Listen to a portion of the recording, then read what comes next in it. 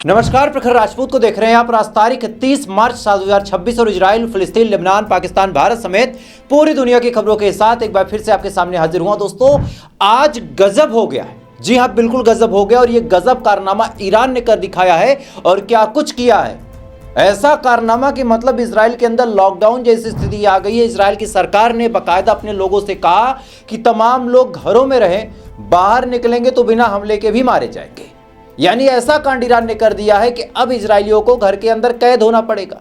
अब तक ये बंकर में छुपते थे, लेकिन अब ये घरों के अंदर, वो भी अलग अलग कमरों में कैद होंगे। और क्यों कह रहा हूं अभी आपको बता रहा हूं। दरअसल आज इजराइल ने वो हिमाकत की थी जिस हिमाकत के बाद इजराइल को ये फल मिलना जरूरी था। बात 2 दिन पहले की। इजराइल और अमेरिका मिलकर तेहरान की एक यूनिवर्सिटी पे हमला करते हैं और इस हमले के बाद इन्हें लगता है कि शायद अब इनका जवाब देने वाला कोई है नहीं। इसी के बाद महमूद पेजेश्कियान साहब का बयान निकल के सामने आता है। महमूद पेजेश्कियान साहब कहते हैं कि केवल 12 बजे तक का अल्टीमेटम है, अगर माफी मांगनी है तो मांग लो, अदरवाइज तुमको मौका नहीं मिलेगा। अब इस चीज को चाहे डोनाल्ड ट्रंप हो, चाहे बेंजामिन नेतन्याहू बड़े हल्के में ले लेते, और यही इनकी जिंदगी की सबसे बड़ी गलती। आज इनके जो डिफेंस रिलेटेड इंडस्ट्रीज लगे थे, चाहे वो बीरसेवा में हो, चाहे न्यू ठोमन में हो, इन तमाम जगहों पे बड़ा हमला ईरान ने किया। और सबसे ताजुब भरी बात यह है दोस्तों कि ये हमला पहली बार एक केमिकल फैक्ट्री में हुआ और इसका रिजल्ट ये निकल के सामने आया कि इजराइल के अंदर केमिकल लीक हो गया। और केमिकल कोई ऐसा नहीं कि केवल हवा में, कुछ केमिकल गैस फॉर्म में भी थे, कुछ लिक्विड फॉर्म में भी थे, कुछ सॉलिड फॉर्म में भी थे। तो जो सॉलिड फॉर्म या फिर लिक्विड फॉर्म में थे वो तो साधारणतः वहीं के वहीं बह गए, लेकिन जो गैस फॉर्म में थे वो इजराइल की हवा में इस तरह घुल रहे हैं कि बाकायदा इजराइल की सरकार को ये अल्टीमेटम देना पड़ा कि आप लोग अपने घरों में रहे, चूंकि केमिकल लीक की वजह से हम अभी ये नहीं बता सकते कि हवा में कितने विषाक्त पदार्थ मौजूद हैं। यानी एक तरह से लॉकडाउन जैसी स्थिति आ गई। और उसके बाद भी इजरायली मीडिया का प्रोपोगेंडा देखिए कि इजराइल की मीडिया ने यह कहना शुरू कर दिया कि ये जो हमला हुआ था, ये हमला भाई साहब एक मैदान में हुआ। यहाँ ना कोई मिसाइल थी, ना ही यहाँ कोई फैक्ट्री थी, यहाँ ना कोई इंसान था, ना कोई दिक्कत, ना कोई परेशानी। ये खबर आप अपनी स्क्रीन पे देखें। लेकिन इसी खबर के जस्ट 3 मिनट बाद यही सेम चैनल खबर डालता है कि मेडिकल और रेस्क्यू ऑपरेशन वहां पे चलाए जा रहे हैं। अब बड़ा सवाल दोस्तों ये निकल के सामने आता है कि जब ईरान के हमलों में भैया कोई नुकसान ही नहीं है तो मेडिकल और रेस्क्यू ऑपरेशन क्यों? चलिए ये अलग बात है। अब मैं आपको कुछ लाइव तस्वीरें भी दिखा देता हूं, जिसके बाद आप खुद मीडिया से सवाल पूछेंगे कि यार प्रखर राजपूत जैसा इंसान दिखा दे रहा भारत में बैठ के, तो तुम इजराइल में बैठ के झूठ क्यों परोस रहे हो? सबसे पहले दोस्तों बीरसेवा का आप मंजर देखिए कि किस हिसाब से काला धुआं उठता हुआ नजर आ रहा, और यहीं पे इजराइल के अंदर ईरान ने हमला किया था।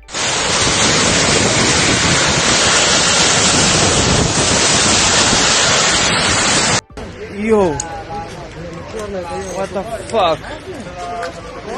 אצלנו.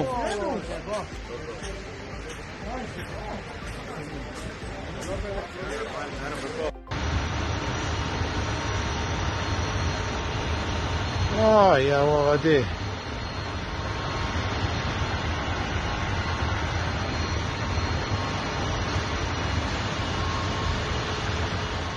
इस वीडियो में दोस्तों आप साफ तौर पे देख सकते हैं कि किस हिसाब से इजराइल का बीरसेवा इंपैक्ट हुआ है और किस हिसाब से वहां पे केमिकल का धुआं उठता हुआ नजर आ रहा है। और यही वजह है कि अब इजराइल के अंदर लॉकडाउन जैसी स्थिति आ रही। अब सुनिए, इसी के जस्ट बाद जब आईडीएफ ने यह कहना शुरू कर दिया कि यार हमला कोई खास नहीं था, हमें कोई नुकसान नहीं हुआ, इसी के जस्ट बाद जो लोकल लोग थे उन्हें क्या पता कि एक वीडियो वो सोशल मीडिया पर डालेंगे तो वो वायरल हो जाएगा। 3 हमले हुए थे बीरसेवा और न्यू ठोमन पे, और इन तीनों हमलों का वीडियो सोशल मीडिया पे सर्कुलेट हो गया। इजराइल इसको रोक पाया नहीं। और अब मैं आपको पहले बीरसेवा का वीडियो दिखाता हूं, उसको देखिए, फिर मैं आपको दिखाऊंगा कि न्यू ठोमन पे कितना बड़ा इंपैक्ट हुआ। पहले बीरसेवा का वीडियो देखिए।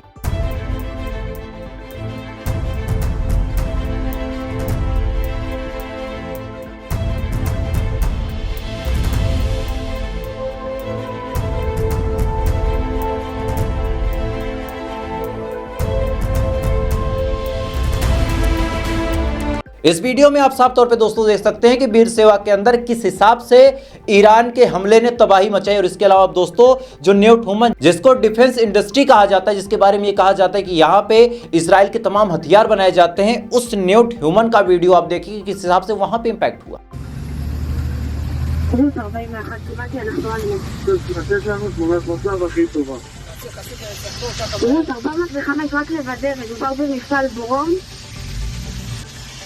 इस वीडियो में दोस्तों आप साफ तौर पे देख सकते हैं कि न्यूटन का क्या हाल है। और इसी के दौरान दोस्तों बड़ी अपडेट अब निकल के सामने आ रही है कि अब ईरान ने आधी रात को 86वीं वेव का हमला किया है। यानी हर बार जितनी मिसाइलें वो छोड़ते हैं उस मिसाइल का एक नाम रखते हैं। जैसे पहला खेप छोड़ा तो पहला, दूसरा छोड़ा तो दूसरा, तीसरा छोड़ा तो तीसरा, ऐसे ऐसे करके 86वीं वेव का हमला किया और उसका वीडियो ईरान ने बाकायदा जारी किया। और मैं चाहूंगा कि उस वीडियो को देखें आप।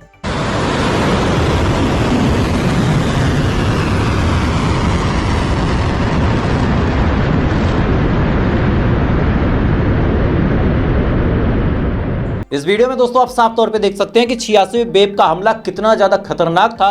और ये मिसाइलें जब तेल अवीव पहुंचती हैं, जब इजराइल पहुंचती हैं, तो पहुंचने के बाद कितना तगड़ा नुकसान तेल अवीव और इजराइल के अलग अलग हिस्सों में हुआ है, उसका भी एक्सक्लूसिव मंजर देखें।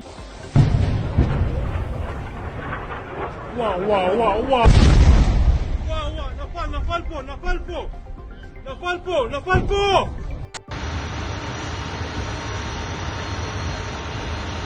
يا ولدي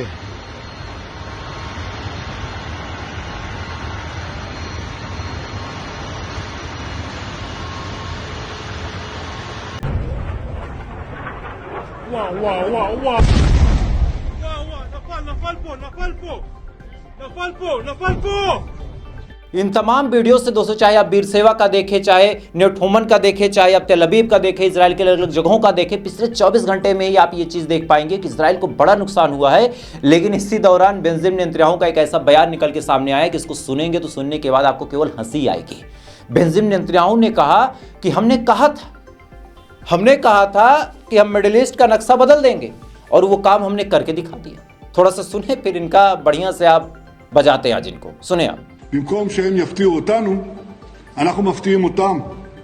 אנחנו הצד הפועל, אנחנו הצד התוקף, אנחנו הצד היוזם, ואנחנו נמצאים עמוק בשטחם. אמרתי שנשנה את פני המזרח התיכון ועשינו את זה, אבל שינינו גם את תפיסת הביטחון שלנו. אנחנו יוזמים, אנחנו תוקפים, ויצרנו 3 רצועות ביטחון עמוק בשטח האויב. इस वीडियो में दोस्तों आप साफ तौर पे सुन सकते हैं, इन्होंने अपनी हिब्रू भाषा में बोला लेकिन ट्रांसलेट मैंने नीचे करवा दिया था, तो आप साफ तौर पे सुन सकते हैं कि भैया ने कैसे इतना बड़ा बड़ा फेंका और कहा कि हमने तो कहा था कि हम नक्शा मिडिल ईस्ट का बदल देंगे, देखो हमने बदल दिया। अरे भैया, गांव खंडहर करने का मतलब ये नहीं होता कि अपना ही घर तोड़ के खंडहर कर दो और बताओ कि देखो हमने कहा था कि गाँव में एक घर गिराएंगे, हमने गिरा दिया। ये तो वही हाल है कि जोश में कर बैठा होश का सौदा, सर लेके लौटा लेकिन अपने ही शागिर्द का। तो भाई साहब, तुमने एक हमला किया, बदले में तुमको इतना नुकसान हुआ, उसके बाद तुम जोशो खरोश में बोल रहे हो कि हमने नक्शा बदल दिया। कैसे भी दोस्तों 2-4 बड़ी अपडेट ईरान के हवाले से भी आ रही कि ईरान के ऊपर बड़ा हमला इजराइल ने किया और इस हमले में ईरान की जो अल अरबिया टीवी चैनल है उसको खत्म कर दिया। वीडियो देखिए। في انتهاك صارخ لاتفاقيات جنيف والبروتوكولات الملحقة بها على ضرورة حماية الصحفيين والمنشآت الإعلامية، استهدف مبنى مدني يضم مكتب التلفزيون العربي بالعاصمة الإيرانية طهران. استهداف مباشر بصاروخ أطلق من مسيرة ما ألحق أضرارا بالغة في الطابقين الثاني والثالث، حيث يمارس صحفيو ومراسلو التلفزيون العربي عملهم اليومي الاعتيادي في تغطية وقائع الحرب على إيران. نخلي مكتب التلفزيون العربي। इस वीडियो में दोस्तों आप साफ तौर पे देख सकते हैं कि किस हिसाब से अल अरबिया जो न्यूज़ चैनल है उसको टारगेट किया गया, उसको नुकसान पहुंचाया गया। और ये बात दोस्तों कंफर्म है कि इजराइल पत्रकारों का सबसे बड़ा दुश्मन है। वो चाहे एक महिला पत्रकार जिसको भी 2-3 दिन पहले शहीद किया, उसके साथ उसका एक पार्टनर था, उसको मार दिया। अभी आप देखिए कि अल अरबिया टीवी चैनल के पत्रकार को मार दिया, उसके पूरे स्टूडियो को तबाह कर दिया, हेड ऑफिस को तबाह कर दिया। बीच में खबर निकल के सामने आई थी कई सारे ब्रिटिश पत्रकारों को पकड़ा जा रहा है। इवन एक पत्रकार ने यहाँ तक कह दिया कि मैं अकेले जमीन पे खड़ा होकर ग्राउंड रिपोर्टिंग कर रहा था और जानबूझ के इजरायली प्लेन ने मेरे ऊपर बम गिराया। तो ये ऐसे इंसान हैं, ये ऐसे लोग हैं जो पत्रकारों को ही टारगेट करते हैं ताकि पत्रकार कोई भी वहाँ की ग्राउंड रिपोर्टिंग ना करे। और इनकी सच्चाई, ये कितने बड़े जेनोसाइड करने वाले लोग हैं, इनकी सच्चाई किसी को पता ना चले, यही इनका प्लान है। और यही वजह है कि आज सोचिए अल अरबिया ने क्या किया था, क्या इनके ऊपर कोई हमला किया था, अल अरबिया ने कोई गाली दी थी, कुछ नहीं किया था, बट इन्होंने हमला किया। और हमला करने का मकसद यही है कि सच की आवाज़ को दबा दिया जाए। खैर सी बीच दोस्तों, आज ईरान ने एक ताज़ा दावा किया है कि इसने MQ-9 रीपर, जो कि अमेरिका का बड़ा एडवांस ड्रोन है, उसको मार के गिरा दिया और उसका एक वीडियो भी जारी किया। मैं चाहूँगा कि उस वीडियो को देखें आप।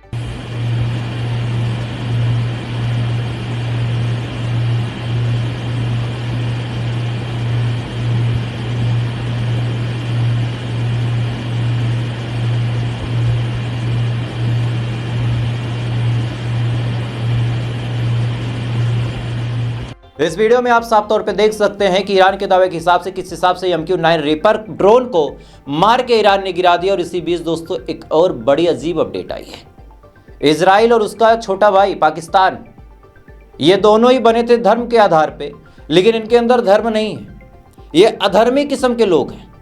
पाकिस्तान ने भी दोस्तों बड़ा कांड कर दिया। पाकिस्तान ने अफगानिस्तान के ऊपर ओपन फायर किया और इस फायर में एक परिवार के कई सारे लोगों को गोली लगी है। फाइनली उनको हॉस्पिटल में भर्ती कराया गया है। विजुअल्स आप देख सकते हैं कि किस हिसाब से गोली चलाई गई, उसके बाद वहाँ का क्या मंजर था। और ये सेम उसी किस्म का काम पाकिस्तान भी करता है जिस किस्म का काम इजराइल करता है। ये दोनों अपने अगल बगल में रहने वाले को सुकून और चैन से नहीं रहने दे सकते। पूरी दुनिया जो देख रही है इस वीडियो को, अगर कोई विदेशी कंट्री से देख रहा हो, सऊदी से, दुबई से, तो पाकिस्तान का एक बड़ा प्रोपेगेंडा रहता है कि यार भारत में मुसलमानों पे बड़ा अत्याचार होता है और इस वजह से हम भारत पे हमला करते हैं ताकि मुसलमानों पे अत्याचार न हो, यानी हम इस्लाम की आवाज़ उठाते हैं। पाकिस्तान का ये कहना है। तो बड़ा सिंपल सा मेरा सवाल है कि चलो भारत पे करते हो तो ठीक है। वैसे भी साइंस की बड़ी मशहूर थ्योरी है कि every single thing oppose is cause, यानी जो चीज़ जिससे निकलती है उसका बड़ा विरोध करती है। जो लोग अभी साइंस की पढ़ाई कर रहे होंगे उनको पता होगा, ये ट्रांसफार्मर और जनरेटर में आता है ये चैप्टर। तो पाकिस्तान भारत से निकला है तो भारत का विरोध करेगा, वो तो समझ में आता है। लेकिन अफगानिस्तान के लोग तो मुस्लिम भी हैं, वो तुमसे पुराने वाले मुस्लिम हैं, तो तुम उन पे क्यों हमला करते हो? सीधी बात यह है कि तुम इजराइल के ही भाई हो, तुम्हारी औकात वही है। खैर इसी बीच दोस्तों बड़ी अपडेट निकल के सामने आ रही कि हिजबुल्लाह के साथ IDF के बड़े कॉन्फ्लिक्ट देखने को मिले हैं। IDF ने दावा किया कि उसने हिजबुल्लाह के कई सारे लड़ाकों को मारा है। इवन खबर यह भी आई है कि 200 से ज़्यादा हिजबुल्लाह के ठिकानों पे भी हमला किया गया है। साथ ही उनके आर्म फैक्ट्री को भी टारगेट किया गया और तमाम अलग अलग जगहों पे हथियारों को भी नुकसान पहुंचाया गया और उसका एक वीडियो भी निकल के सामने आया। मैं चाहूँगा कि उस वीडियो को देखें।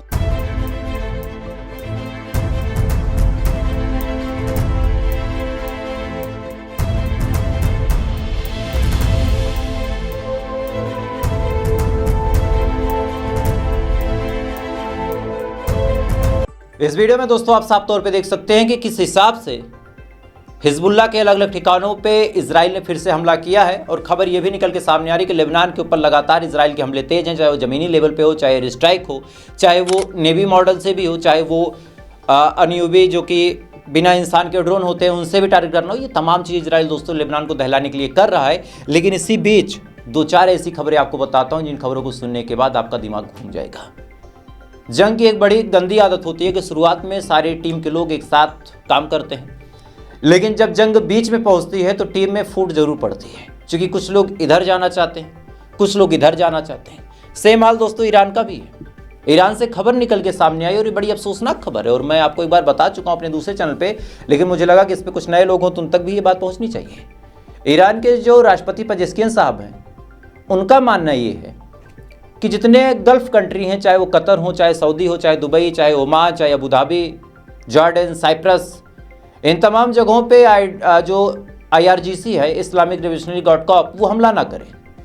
लेकिन IRGC के चीफ का मानना है कि क्यों ना करें, ये इजराइल का सपोर्ट करते हैं। हम इजराइल पे मिसाइल दागते हैं, बीच में उड़ता तीर पकड़ लेते हैं, हमारी मिसाइलों को इंटरसेप्ट करते, तो ऐसे हाल में पहले इनको ठोको। अब पेजेस्कियन का कहना है कि यार ये कुछ भी करें, हमारे अपने लोग हैं, जिंदगी भर हमको पड़ोस में रहना, हम क्यों बवाल पाल लें? भाई हमारी इनकी कोई डायरेक्ट जंग नहीं है और कौन सा रोज हमको इजराइल के साथ लड़ना है, तो ऐसे हाल पे इन पे हमला हम ना करें।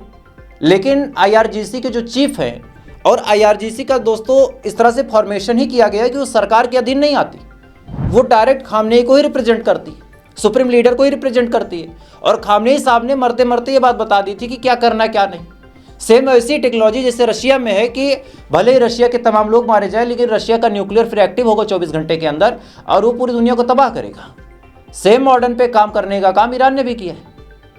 ईरान की जो IRGC, उसको खामनेई साहब ने ऑलरेडी बता दिया था कि मैं रहूं या ना रहूं, इस हिसाब से हमला करना है। तो IRGC अपने सुप्रीम लीडर की बात मान रही, पेजेस्कियन थोड़ा सा डिप्लोमेटिक तरीके से बात करना चाहते हैं। और ऐसे हाल में दोस्तों खींचातनी की खबरें आ रही हैं, मतलब दोनों एक दूसरे के साथ अपने म्यूचुअल इंटरेस्ट को लेके बहस कर रहे हैं, तीखी बहस भी हो रही है। आर्मी कुछ और करना चाह रही, इधर जो पेजेस्कियन है वो कुछ और चाह रहे हैं, और ऐसे हाल में बवाल मचा है। और ऐसा नहीं कि केवल ईरान का हाल है, सेम हाल दोस्तों अमेरिका का भी है। अमेरिका के कई सारे ऐसे लीडर हैं जो अब डोनाल्ड ट्रंप के खिलाफ खड़े। उनका मानना यह है कि यह हमला बिल्कुल गलत है और इसको अभी रोक देना चाहिए।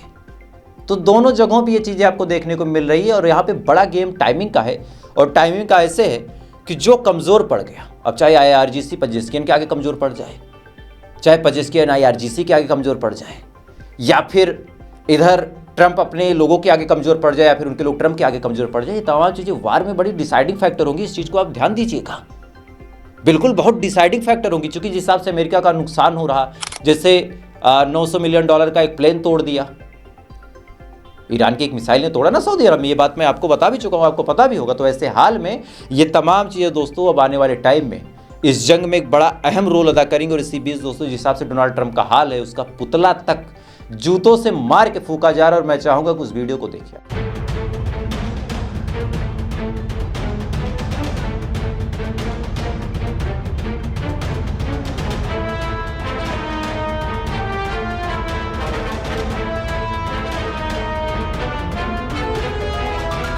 इस वीडियो में दोस्तों आप साफ तौर पे देख सकते हैं कि डोनाल्ड ट्रंप अपने ही देश में अपनी इज्जत गंवा चुका है। और इसी बीच दोस्तों अमेरिका की आर्मी ने एक बड़ा अटैक किया, और इस बार ये अटैक ईरान पे नहीं है, इस बार ये अटैक इराक पे है। इराक में एक ग्रुप है पॉपुलर मोबिलाइजेशन फोर्स यानी पीएमएफ पे दोस्तों बड़ा हमला किया। और इस हमले की कुछ वीडियोस भी निकल के सामने आए हैं, मैं चाहूँगा कि उस वीडियो को देखें आप।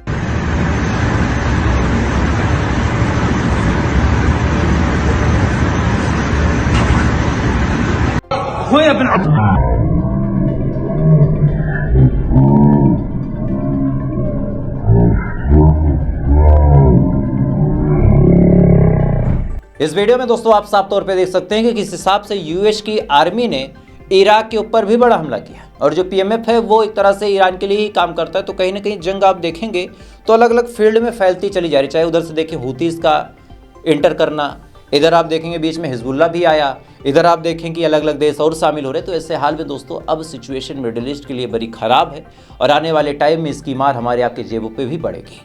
तो उम्मीद है कि जंग जल्द रुके, लेकिन उससे भी ज़्यादा ज़रूरी है कि भाई ईरान की जो इज्जत है वो उसको बरकरार रखी जाए। खैर, तो फिलहाल अभी के लिए बस इतना ही। बाकी आपकी क्या राय है वो बहुत इंपॉर्टेंट है, कमेंट जरूर कीजिएगा।